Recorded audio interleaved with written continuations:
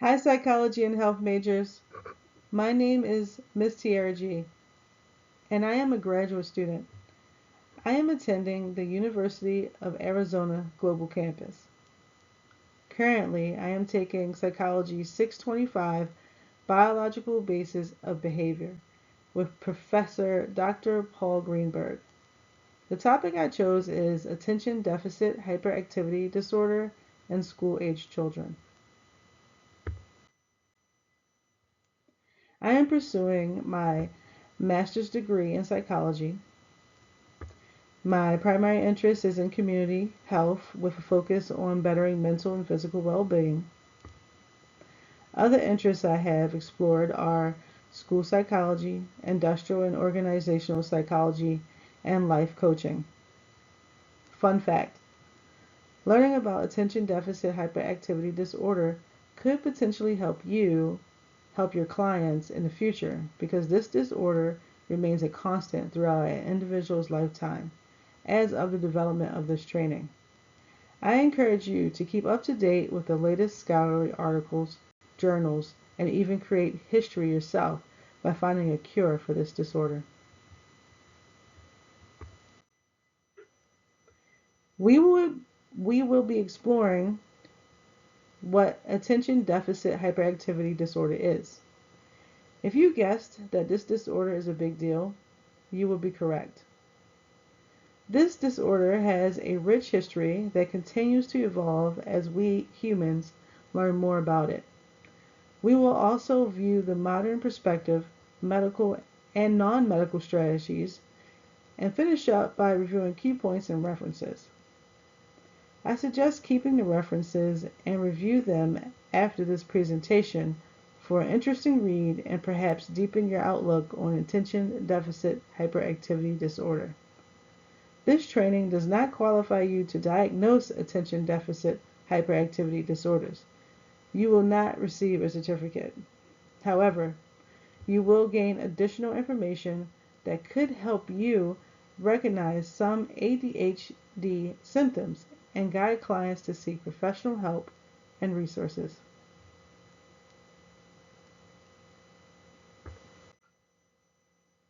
Okay, so now that we have gotten past the introductions, let's deep dive directly into the content. You must be wondering at this point if there's an abbreviation for attention deficit hyperactivity disorder. And if so, what is it? Because the name is long. The abbreviation is ADHD. Now that we know the abbreviation, ADHD will be the term used throughout this presentation. ADHD is a neuropsychiatric disorder that changes the cortical thickness, known as gray matter, of the occipital, frontal, and temporal regions of the brain. And researchers discovered that the thinner the cortical thickness, the more severe the disorder appears to be. Hugman et al. 2019. Interestingly, these differences seem to disappear when children become adolescents and adults. Weiner and Zillies 2016. Additionally, children with ADHD typically have an overabundance of transporters that could usher the dopamine where it belongs, but due to the overabundance of transporters, dopamine levels are lower than they should be, causing an imbalance in mood and motivation. Magnus et al. 2023. If the imbalance is not properly controlled, the child could experience learning challenges. The symptoms of ADHD can be visually observed in children as young as 3 years of age. MFMER 2024. Interestingly, young school-age males are more likely to be diagnosed with ADHD than young school-age females. MFMER 2024. Some characteristics of ADHD are poor school performance, impulse control issues, and poor decision making. Magnus et al. 2023. There is also evidence that children with ADHD are prone to accidents. Bronkhorst-Conan 2021. This, of course, is not a comprehensive list of characteristics. The latest DSM-5 should be consulted for additional guidance.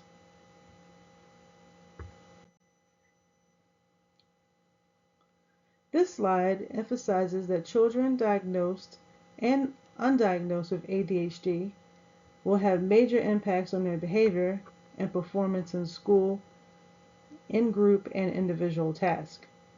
According to Magnus et al. 2023, children who are diagnosed with ADHD could also have underlying mental health issues that caregivers are unaware of.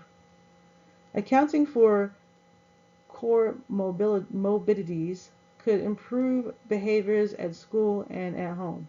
According to Staff F et al., students with ADHD find it hard to transition between group and individual work and physical class movements, where there's a lot of idle time as compared to their non-ADHD school peers. 2023. Based on this research, teachers may need to find ways to keep ADHD students on task by incorporating small but frequent motor movements and individualized and group engagements to rebalance motivation and attentiveness. And during class transitions, where students must stand in line, concentration games with rewards could be introduced to and assessed for its effectiveness.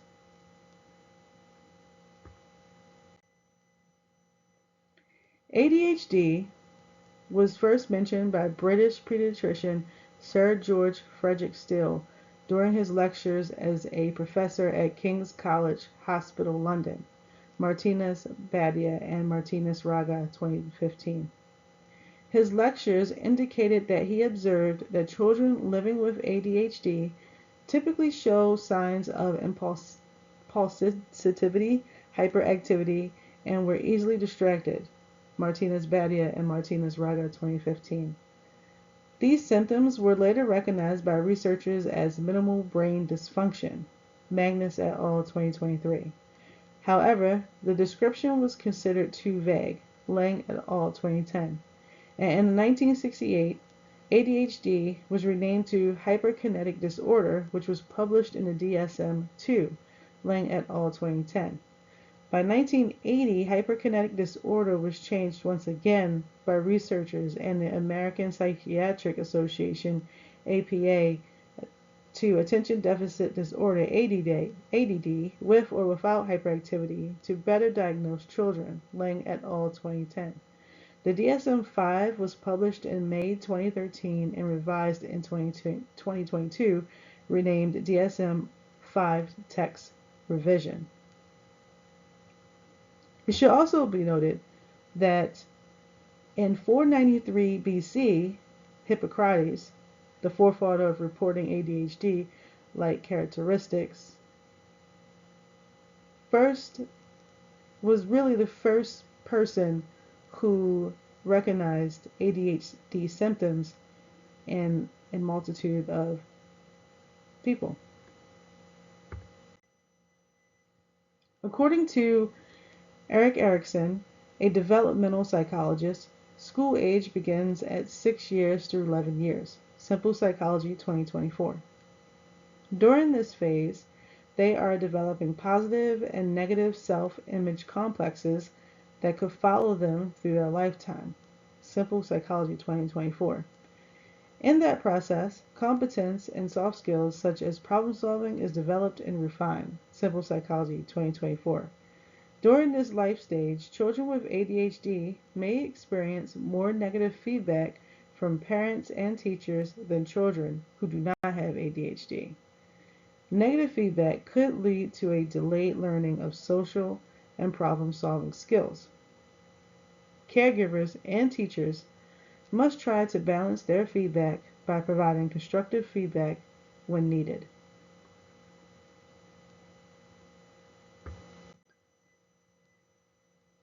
Neuroimaging of brain activity of those with ADHD and those without ADHD are remarkably different. Hugman et al. 2019. Neurotransmitters, dopamine and serotonin, are less active in those that have ADHD, causing impulse control and the other processes to be over or understimulated, depending on the child. ADHD Foundation, no date. In the previous slide, We captured some of the unique traits of ADHD. This slide shows a comprehensive list of the affected processes. According to Tulo, executive functions are associated with organization and planning. Attention regulation is associated with task switching and challenges with sustaining attention. Impulse control affects acting without thinking. Hyperactivity can be observed and is associated with restlessness. Emotional regulation includes the inability or difficulty of controlling one's emotions. And working memory is especially important because it affects children in how they learn, problem solve, and follow instructions. 2010. Rewards processing is a relatively new concept that some researchers have recognized because some research has shown that people with ADHD recognize rewards differently than those that do not have ADHD. Valmiki, 2021.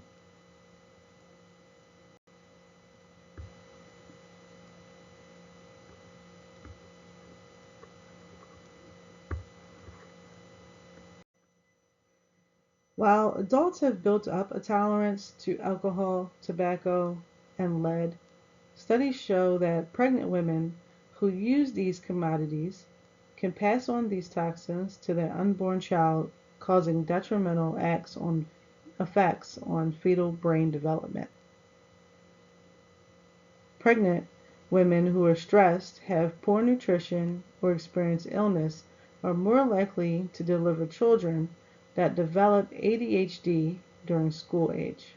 Doi and Shimada, 2022.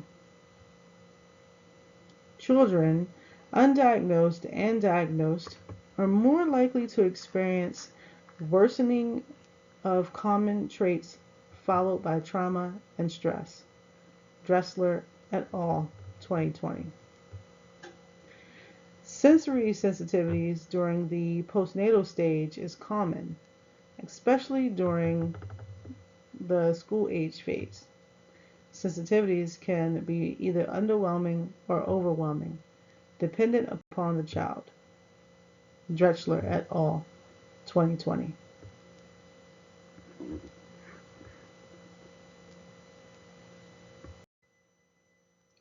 The Individual Education Plan, known as IEP, is a personalized plan that is developed using recommendations from healthcare providers, the CDC, parents, and psychologists. CDC 2024.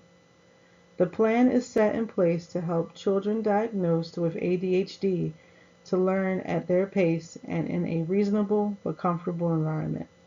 It is essential that caregivers are knowledgeable of what ADHD is and how it affects their children. To better accommodate them and prevent any unwanted behaviors by learning their children's triggers and how to stop them. Actively preventing their children's triggers could lessen the possibility of instability in their personal environment outside of school.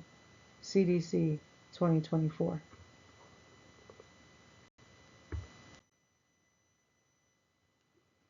There are many modern technologies that are in effect today to help diagnose ADHD and recognize a person's individual triggers.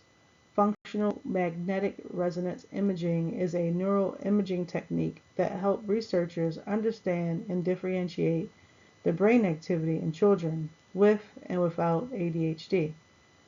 American Academy of Pediatrics, 2024. Researchers are also gaining traction in genetic studies, now identifying genetic markers that indicate that ADHD may be hereditary. American Academy of Pediatrics 2024. Digital health applications, commonly called apps, have also entered the tech world, allowing users to monitor and track their symptoms and may have additional features, such as reminder notifications. However, Parasulu warns that these applications need to better be better regulated for consumers to easily use and produce accurate information 2020. However, where mobile applications fail to provide accurate information, telehealth can. Telepsychiatrists are trained professionals and have ability to modify medication as symptoms change. Raquel et al., 2016. Raquel et al. States that the most promising results occurred when telepsychiatrists prescribed the medication and not a primary care physician. 2016. This implies that professional training in ADHD is important when trying to diagnose symptoms and prescribe medications for ADHD. Pharmacogenomics have become widely accepted as a management tool to increase cognitive productivity by allowing children with ADHD to be prescribed medication that will work with their genetic types and addictive predisposition. Byers and Todd, 2016. Non-invasive brain stimulation is still in its infancy, but shows potential in treating symptoms by controlling brain activity. Drechsler et al., 2020. Non-medical strategies such as a healthy diet and exercise can improve memory and focus. School-age children should receive at least 1 hour of play and exercise a day. Sharisa et al., 2020. Some of all of these techniques may work for school-age children.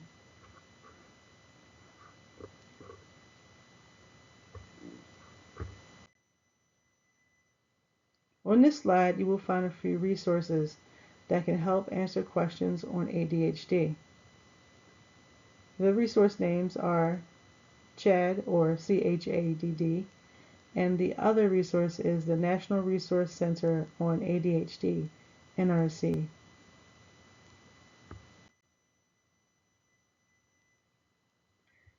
First, I would like to thank past and present researchers who have worked arduous hours to facilitate my academic study. I hope to use your gained knowledge to build upon that foundation. I would also like to thank my professor for giving me the opportunity to present training information regarding ADHD. Second, I would like to thank my peers for the academic discussions on the Public Discussions Forum. The discussions have pushed me to dig deeper into subjects. Next, I would like to thank my family for supporting me in what seemed like endless hours of research and missed events so that I could help better myself to help better others. And lastly, I would like to thank the University of Arizona Global Campus.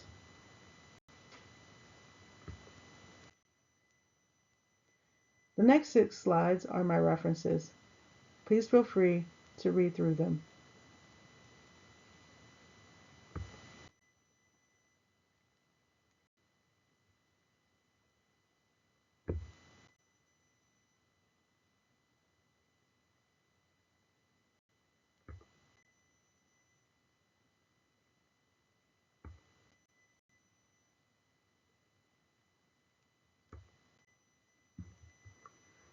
Thank you.